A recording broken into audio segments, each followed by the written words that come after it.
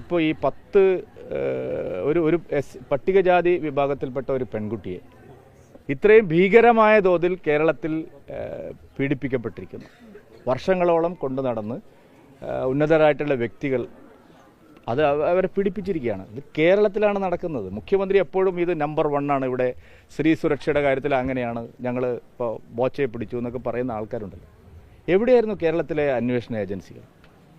ഇത് ദേശീയ വനിതാ കമ്മീഷനും പ്രധാനമന്ത്രിയുടെ ഓഫീസും ഒക്കെ അറിഞ്ഞതിന് ശേഷമാണ് കേരള പോലീസ് അറിഞ്ഞത്. എന്നിട്ട് ഇപ്പോൾ ഒരു നാടകം കളിക്കുകയാണ് അവർ. ഇത്രയും ഗുരുതരമായ തോതിൽ പെൺകുട്ടികൾക്ക്, അതും ദളിത് പെൺകുട്ടികൾക്ക്, പട്ടികജാതി വിഭാഗത്തിൽപ്പെട്ട പെൺകുട്ടികൾക്ക് നേരെ നടക്കുന്ന പീഡനം നമ്മുടെ കേരളത്തിലാണ് നടക്കുന്നത്. ഇത്രയധികം ക്രൈമും ഇത്രയധികം സ്ത്രീ പീഡനങ്ങൾ നടക്കുന്ന മറ്റൊരു സ്റ്റേറ്റ് ഇല്ല എന്നുള്ളതാണ് വളരെ ഗൗരവതരമായിട്ടുള്ള വിഷയമാണ്. എല്ലാവരും ഈ കാര്യത്തിൽ വേണ്ടത്ര ഒരു കൺസേൺ എടുക്കുന്നില്ല എന്നാണ് ഞങ്ങളുടെ ഒപ്പീനിയൻ.